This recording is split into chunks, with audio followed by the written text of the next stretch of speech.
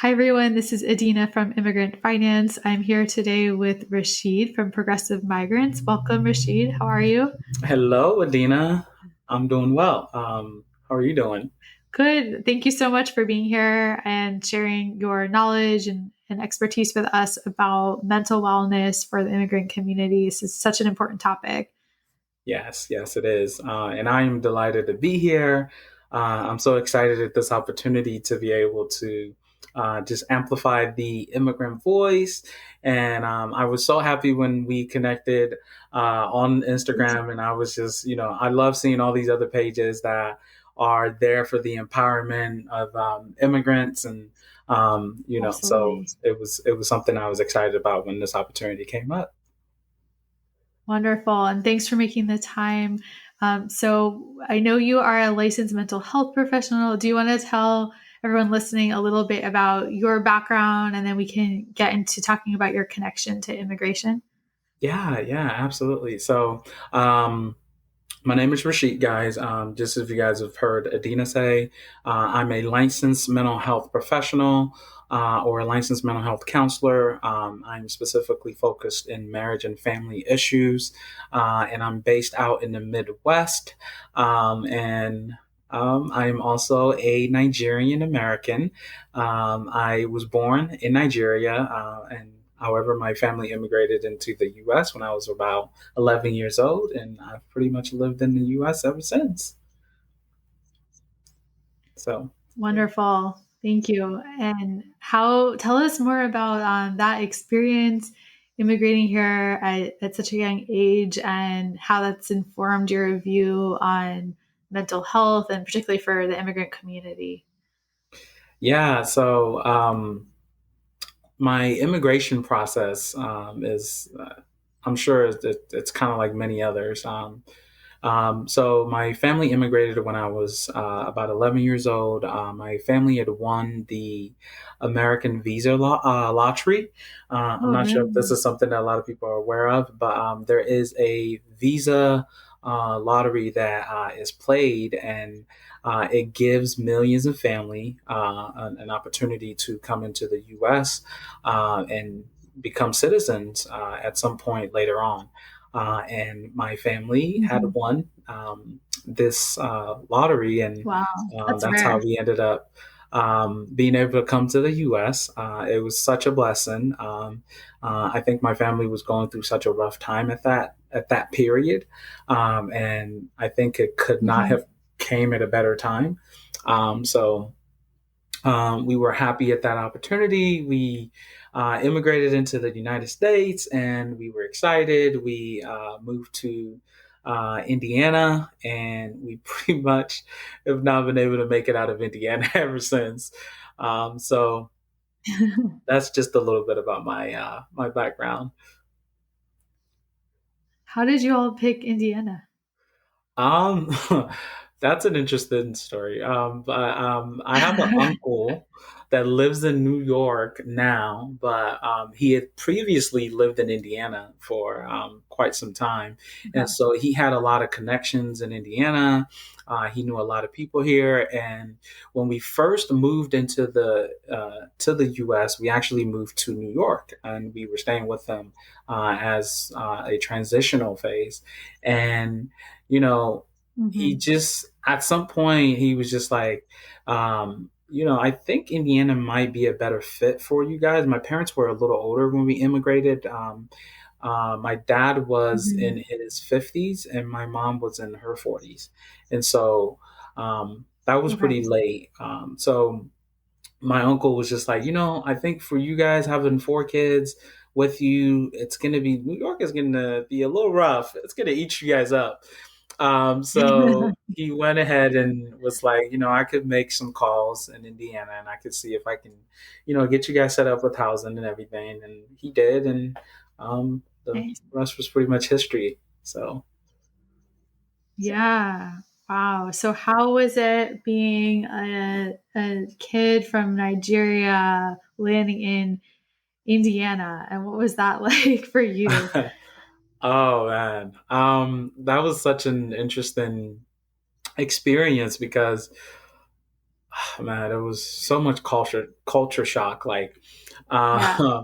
I remember seeing my first snow. I remember, um, my first Christmas experience, and the holidays around here, like the home decoration. That was something that just blew me out of the water. Like I'd never seen people decorate their house so much, and like people went all loud, and um, yeah, there was a lot of things that came as a culture shock.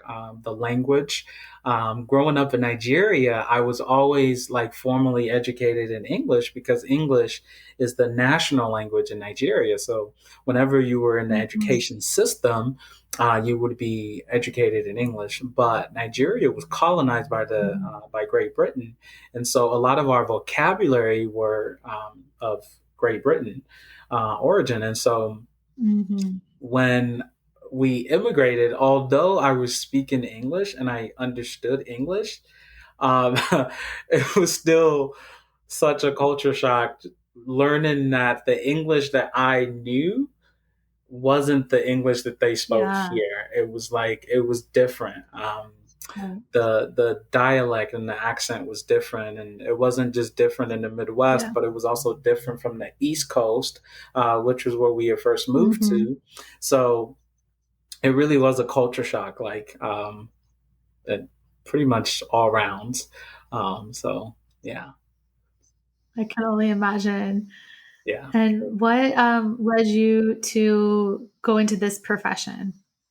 Um, so I've always been an empath, just right from Mm. earlier on. I've always been someone that really cares for people, and I have a natural ability to be able to connect with people. But I can I tell. never really knew what I wanted to do with that. Not until I got to high Mhm. school and I took a course in psychology.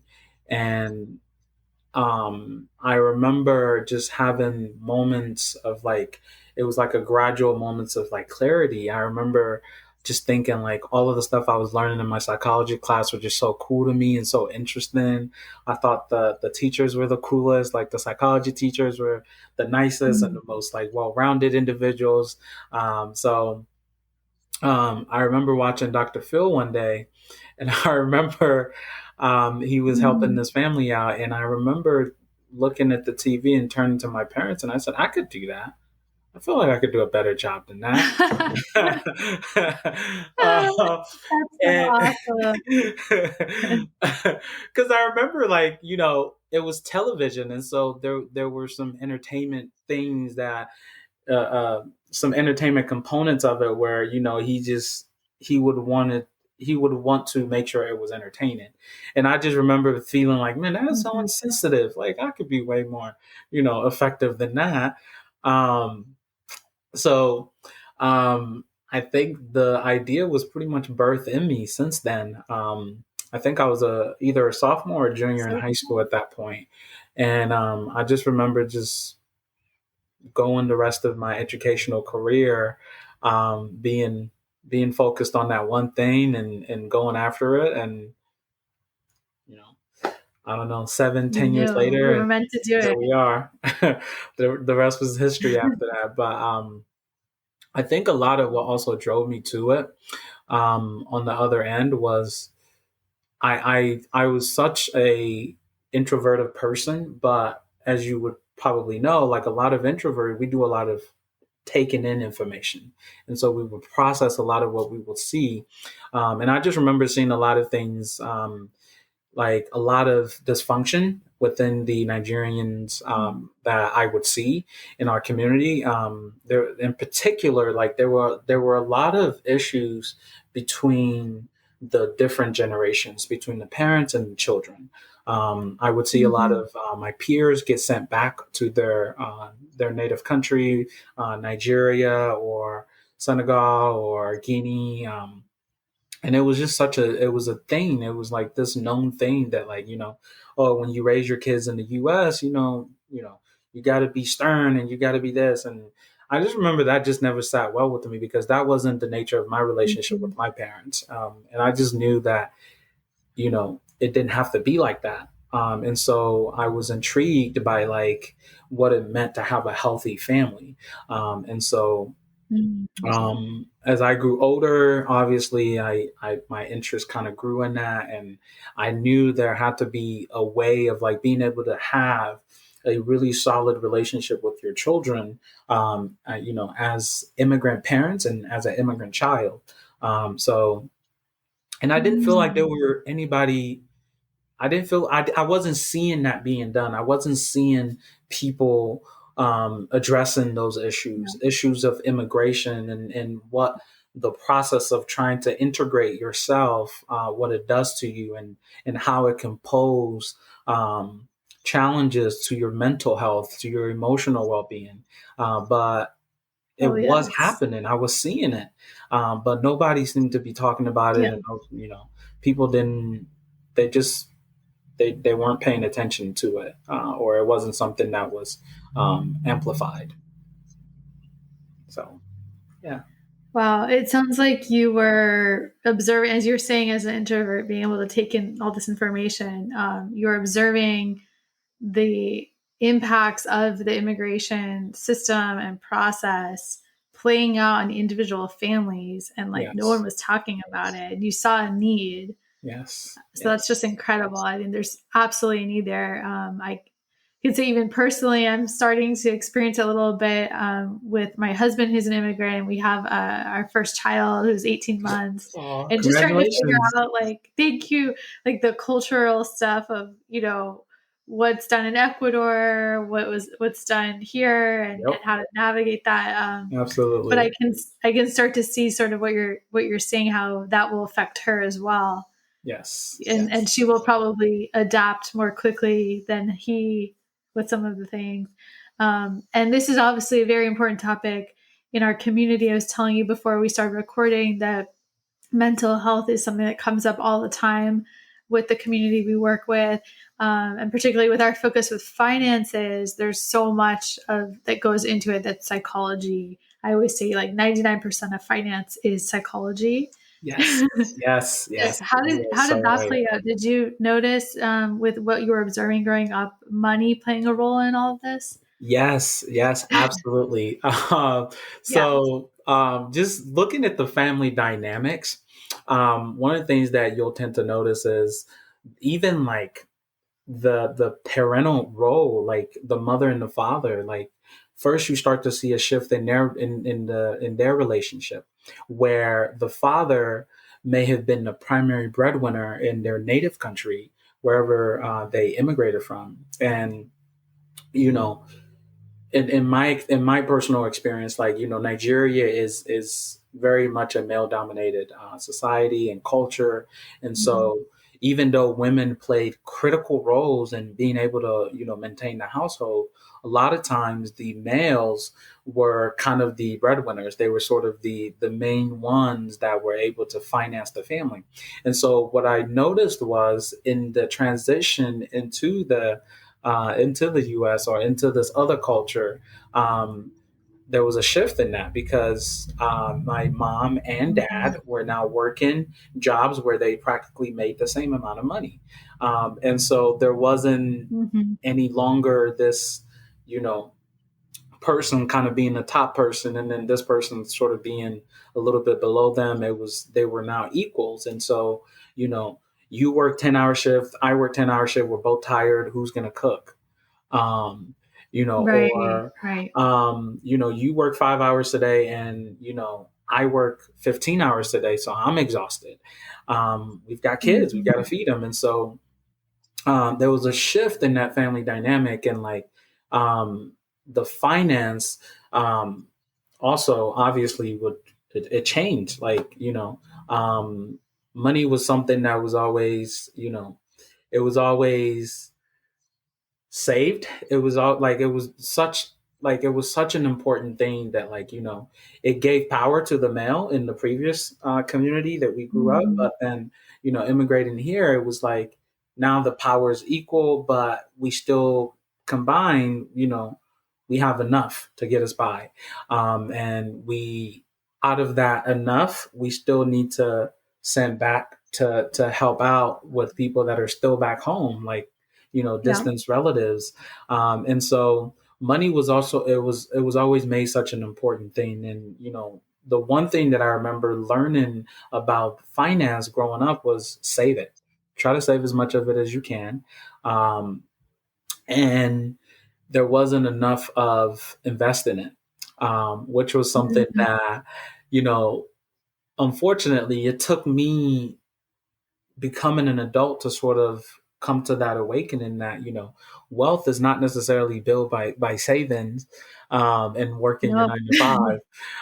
um, you sort of have to, you have to take the next step above that, and making sure that you really invest your money, kind of going above and beyond just that savings.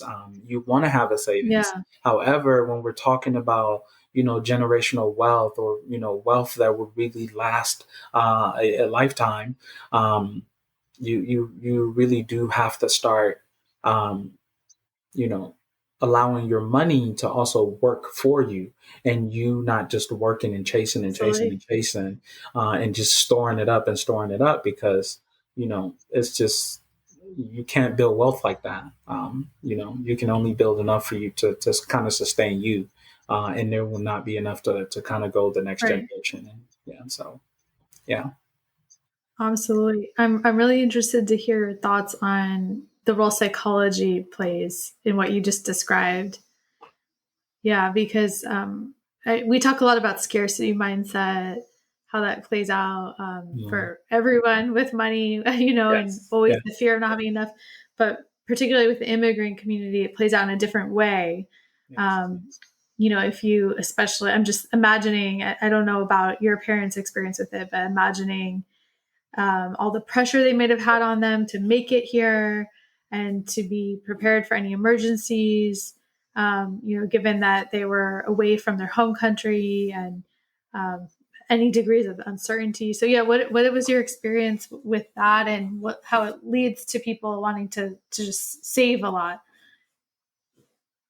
Yeah, I think um, with the whole savings thing, I think it was just, it fits right into what you had mentioned earlier, the scarcity mindset, which is all about, you have experienced not having enough. You're familiar with that. You know what Right. that's like, and so your whole mindset kind of wraps around being able to store enough. And so Hmm. um, your mind, it doesn't really kind of, it doesn't develop those sort of, okay, well, I need to do more than just save for enough.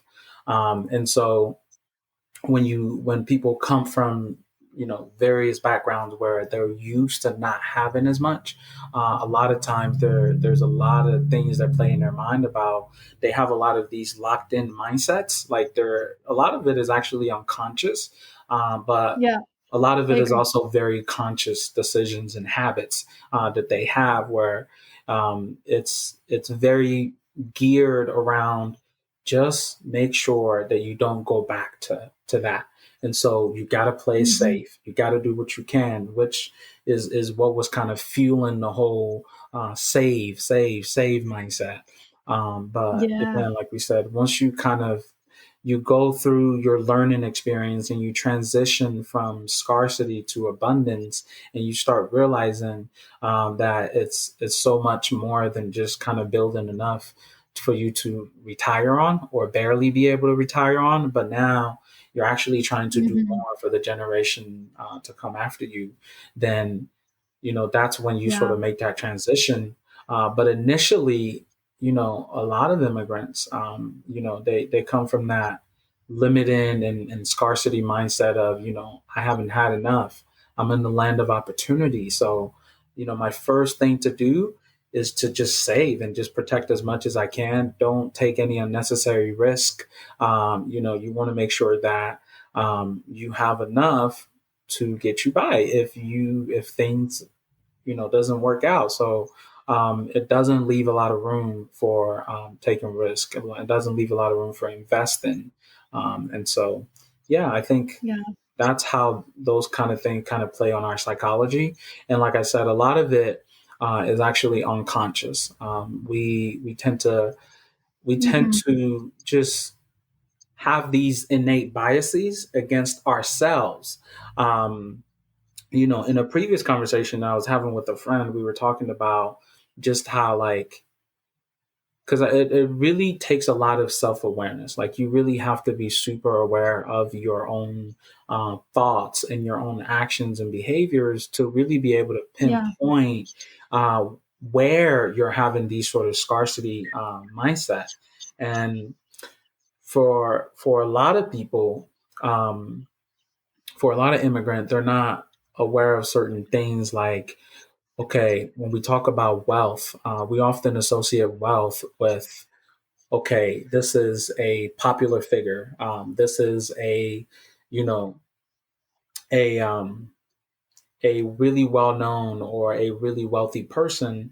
But what we don't realize is we create this disconnect between ourself and wealth. Our relationship with Mhm. wealth, we don't see it as the same relationship that someone like Jay-Z or someone like any popular actor or actresses or artists or just any entertainer, like, or anybody that is affluential and they have a lot of wealth.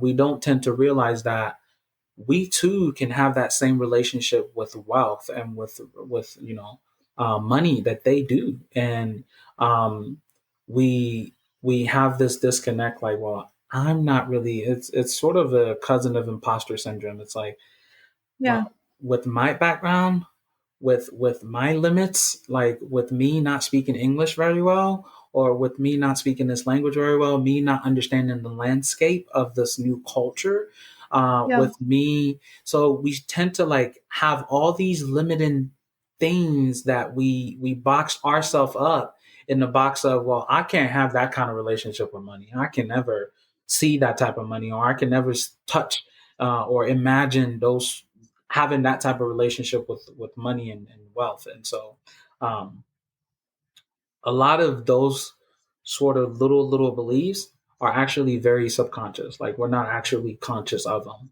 Oh yeah. They're just I kind of totally there. agree. And when somebody asks you, well, why do you not think you can have $1 million, or why do you not think you can, why are you not ascribing for that? That's when you kind of like, well, I don't have an answer. I just I guess I don't think I can have that. Like, because it's unconscious. Like, we're not aware Mhm. of the fact that we have these little beliefs that are kind of limiting us, and it's not allowing us to have the relationship with wealth that we deserve to have, that we too, just like anybody else, deserve to have. And so, yeah, Absolutely. yeah, Yeah, there's research saying that people's relationship with money is pretty much set in their subconscious by the age of 7. I believe it.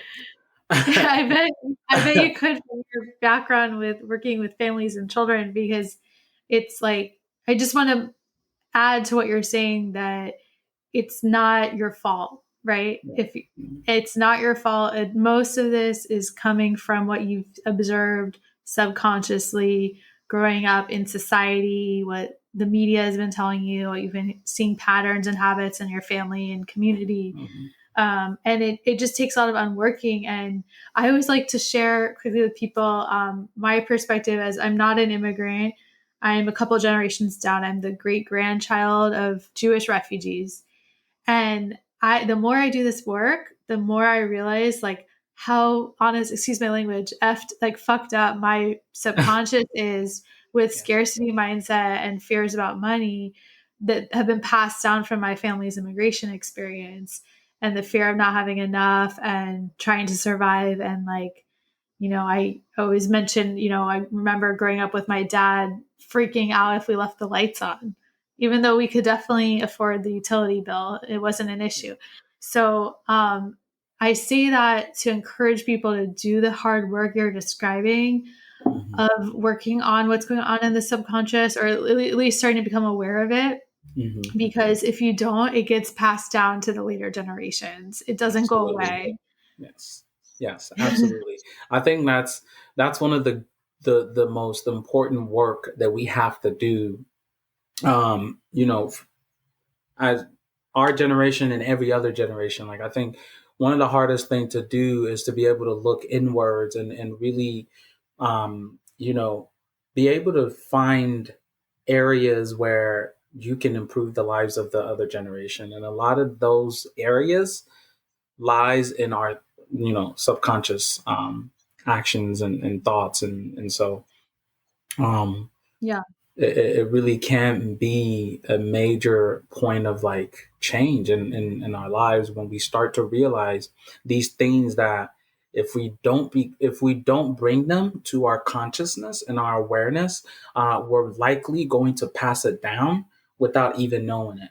Yep. And so Yep. I always encourage everyone to take a moment to be very mindful of, their habits, their choices, their thoughts, their beliefs. And when they take the time to do that, some people, they may need to go to therapy to do that. Some people are perfectly able to sort of do that on their own, if they're really introspective type of individual. But if we struggle with that, and we find that we're not really making the kind of progress that we want to see, but we know there's room for more. People can go to therapy, and they don't have to have some major life crisis to go to therapy. And that's another thing. Right. That's part of my work, and what I'm trying to push is, you know, therapy doesn't have to be something that comes at a point where everything is kind of crumbling around you and you kind of find yourself in these crises. Absolutely. You don't have to get to the point of crippling anxiety before seeking help. And so um, there's also life coaching, which some people offer. And these sort of little things can just sort of help you to really be the best version of yourself, so that you can actually pass down not only wealth, but healthy habits and healthy mindset and all of those things. Those are actually generational value or generational wealth as well, that can be passed down. And so, I um, love that. yeah, so it's You something hit that's on something really important I want to highlight, that worthwhile. like working on the mindset is a form of creating wealth, because it's really hard to actually take the steps needed to take to build wealth if you don't work on the mindset. Like it's 99% mindset. So It even if is. you in your lifetime can't become a millionaire or something, if you can move forward your family in your healing, right, and your wellness, that's huge progress. It is. You're going to start the next generation off with such a nice, clean slate. Like they're not carrying anything that you subconsciously pass down to them. You you're really doing them such a huge favor, and you're giving them such a huge advantage, to really Absolutely. work on yourself and your mental wellness. So I think it's something that we really need to start amplifying, the fact that passing down healthy relationship and healthy mindset is actually a way of actually building abundance for the next generation. So Absolutely. I couldn't agree more. And I'm so grateful for you doing this work and helping people with that. I'm curious, what, for these terms, mental wellness, financial mindset, what do these terms mean for you in the context of, for when it comes to immigrants? okay. So mental health and what was the other one? Financial mindset. Mental wellness and financial mindset. Okay. So mental wellness for me, it's it's being healthy, being at being your best self, being able to realize your greatest and best self, the best version of yourself. Obviously, it takes a lot of work to really get to being our best self, and honestly, as long as we're continuing to make efforts to try to better ourselves, I think we're always at any given point going to be at our best self. Um, you know, um, but for me, mental wellness is being able to live a a life that, you have peace, you have freedom, you have um, you have healing, because I think there's a lot of healing that needs to take place. But you're just in a mentally, physically, and emotionally freeing and liberating place. I think that's what mental wellness means for me. So, That's um, beautiful. Thank you for articulating that. oh, you're welcome. That's a really good question, by the way, because I don't think I ordinarily think about that every day. But the second word or the second term was financial mindset. I think for me, financial mindset, it's definitely something that I had to grow in the past few years. Um, my financial mindset used to be very poor, in terms of it wasn't something that I was conscious of. I was very unconscious of a lot of my habits with money. But Mhm. now, fast forward, I've been able to make such tremendous growth in understanding and fixing my relationship with wealth and with wellness when it comes to finances. Finance is not something to be avoided. As a matter of fact, as we all know, whatever you avoid is going to be that thing that keeps growing and growing and growing. Um, Yes. so um, financial mindset just also means having, the freedom, um, financially to be able to do what you want, to have the mental or the peace of mind that you need with money, and not Yeah. necessarily allowing money to sort of drive your everyday decision. You don't have to wake up and feel like you have to do this or you have to do that. Um, it's about being able to have the freedom to say, you know what, this is what I want to do. This is what feels good to me today, or this is what um, my my higher purpose is calling me to do today, and that's what I'm going to choose to do instead of go do that, because I'm not worried about not being able to pay my bills in 2 years, even not even just in a month, but because you're really that free, and you realize that money is it's something, it's a tool. It's not anything that you Mhm. know you have to hang your life on. Like it really is just a tool, and you can choose to use it to your advantage. You can use it to yeah to your advantage, to change your life for the better and the lives of other people around you. And you know yeah, that's pretty much it. Absolutely. um, and understanding that So well said. I completely agree. there's an abundance of wealth and money is a never ending thing. And so you have, It's energy. yeah, it's endless. And so it's an endless resource. And so you know I can strive to get as much of it as I want, and the universe will hand it to me. The universe will assist me in getting it. It doesn't have to be this thing where I'm constantly chasing and chasing and chasing it, and I can't catch up. But if I focus on my Mhm. you know financial mindset, and I grow my financial mindset, I can learn the skills that I need to not have to chase it. Um, because it's really not meant to be Mhm. chased. Whatever you chase will sort of run from you. Is the saying that I've heard so many people Wow. say. Whatever you're chasing is going to run from you. So money's not meant to be chased. You're Yeah. meant to have a loving relationship with money. And so it's extremely important that we understand that. And I think through money mindset and financial mindset is how we can get there. So,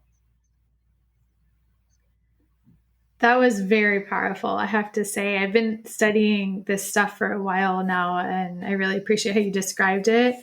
Um, yeah, it's energy, and it's just a symbol of value and nothing else. And we have all these negative stories about money that are just stories, but they're not actually what money is, right? They can be rewritten. One thing you touched on that I think would be really important for our audience to hear um, is like this. We have this story that money has to be hard to get. That, the saying, money doesn't grow on trees, the streets aren't paved in gold. Like, I think it's a very common narrative for immigrants that I've seen in my family down the generations, and with my husband, who's a recent immigrant, all the people we worked with, that there's this idea that it has to be hard and you have to really, struggle and work all the time in order to make money. So what are your thoughts on that story? I feel like I'm not necessarily sure I'm in agreement with thinking that it has to be hard. Um, I don't think it's meant to, the relationship is meant to be that way. I think we're Right. we're meant to have a loving relationship with money. I think it for a lot of things in life, even when we're working in our passion, we still have to work hard. But I don't Yeah. think we have to work hard in the sense of, I have to sacrifice my values. I have to Uh-huh. sacrifice my mental health. I have to sacrifice my mental peace, my emotional peace. I don't think working hard in that sense. I don't think that's really what it's about. I think it's about being able to work hard Yeah. in the sense that I know what I'm pursuing is something of value, and it's not just monetary value. The value is so much more than the paper. Right. It's something that gives me a sense of purpose in what I'm doing, or how I'm moving. It's actually just yielding money as a result. It's just yielding financial rewards. Like, Exactly. you know, if you're money savvy, if you know how to invest your money properly, and you learn the tools and skills to be able to do so, you find that it really just does become this sort of game, and you're no longer, you know, sort of in this scared state where you're just like chasing and chasing and chasing. You learn that, I Hmm. have the skills to be able to sort of put my money into something. I have to have the skills to be able to pick out the right things, look at my risk, manage my risk. And so it becomes this thing where, like, you actually get gratified in the process of learning to invest, and learning to really become self-sustained in your business. You're running your business and you're seeing how it's impacting the community, and you're working hard while you're doing all of this. This isn't easy. However, Yeah. what you're getting from it is so much more valuable than just the money. It's beyond the money at that point. Right. And so that's Because how it's your I kind of feel purpose. about that. Yeah. Yeah. So Sorry, go ahead. no, but yeah, like I think that's what I kind of take from that. I think anything worth having, we do have to work hard for it. Our dreams, our goals, our aspirations, um, we do have to work hard for things, but I don't think working hard in the sense of, compromising our values, compromising our inner peace, Mm. our integrity. Um, Not like that. Yeah. I don't think we're meant to have that type of relationship with money. But what I think a lot of people refer to Yeah. is, doing just that, like doing things that, they don't feel in alignment with, working jobs that they don't feel in alignment with. And they're just sort of like, well, money doesn't grow on trees. So I have to just keep doing these things that don't necessarily serve my higher purpose or serve my inner Hmm. peace. So, Absolutely. Yeah. And that's why I really focus on teaching people like how to really get in alignment with your soul purpose, and to follow that and pursue that. And when you do that, I believe everyone is meant to have some impact on the world and others and help others. It's just a matter of whether we get the opportunities in life to reach that point, right? But everyone has a purpose. And when you can do that, money follows because you're doing what you're meant to do and you're providing value. And money is just a reflection of value, and that's it. yep, yep, absolutely. That's it. I like Yeah. that. Money, it really is just a reflection of value. And when you're doing something of value, um,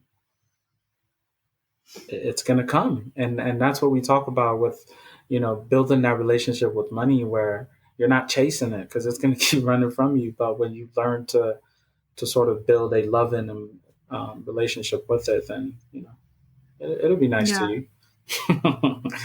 Well, I'm so appreciative of this perspective you have on this from the mental wellness angle, Yeah. because we talk about these things a lot, but not from that. That's not my background, at least.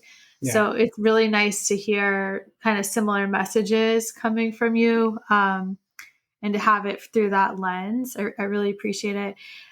Is there one thing you would say if you had to give one piece of advice for immigrants and family members of immigrants when it comes to these topics we've been talking about, whether it's the mental wellness, financial mindset, abundance? Like, what would be the one message you would want to share today? Oh boy. No pressure. That's that's going to be a difficult one. So I think the the biggest thing that the biggest thing that I think we need to remember is the process of becoming.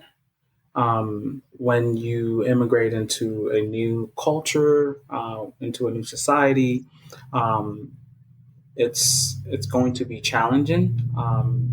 The process of becoming overall is challenging, but you have to remember to just be kind to yourself. Um, you know, don't don't beat yourself up. Don't make yourself um, don't devalue yourself, because sometimes as immigrants, when we are going through this process of immigrating, um, whatever new society we find ourselves in, sometimes it may not see our value. And so you Mm. have to constantly remind yourself of your own value. And so there's a lot of self affirmation that Mm. you're going to need to have.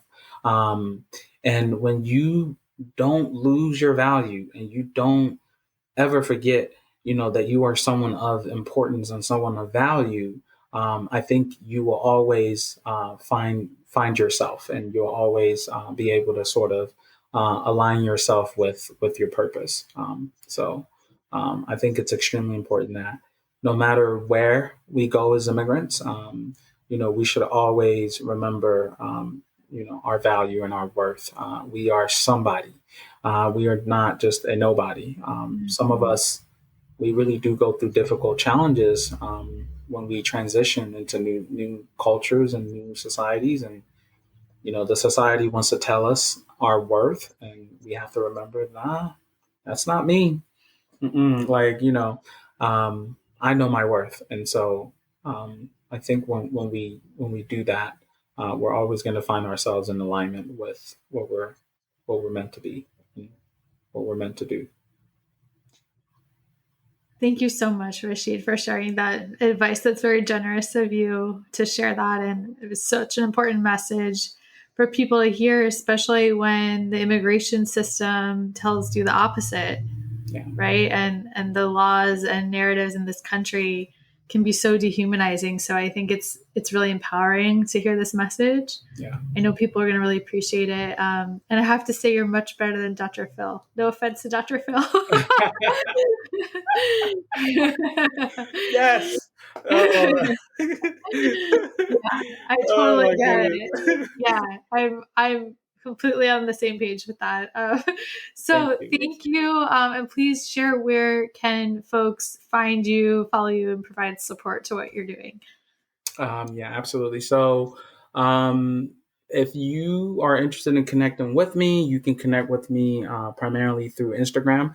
My Instagram handle is at progressive migrants. Um, at progressive migrants. If you want to connect with me, I do have a YouTube account as well. I haven't started posting some contents on there, but I do intend on doing so.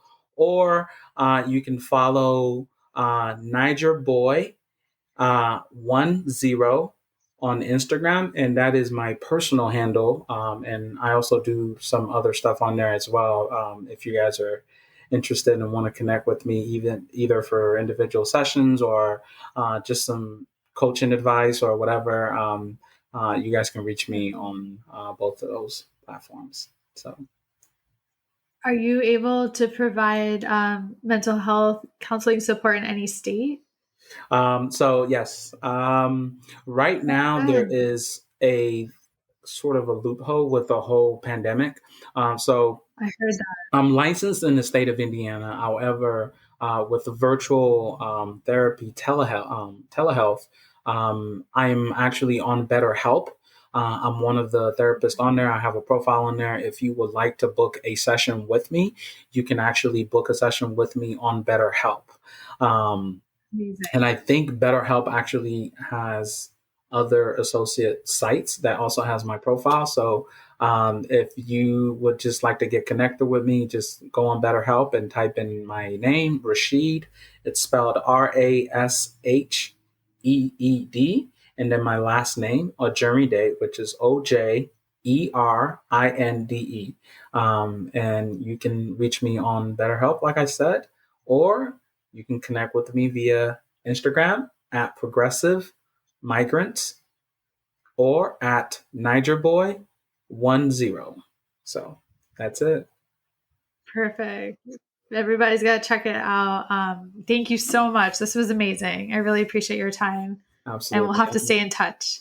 Yes, absolutely. Thanks for your great I'm very work. happy to be here again. Like, I love having the opportunity to be able to help amplify the immigrant voice. Our experience matter, and man, we are incredible people. We're super resilient, and we're doing incredible Absolutely. things. And I just feel like it's high time that we start having our voices heard in all the various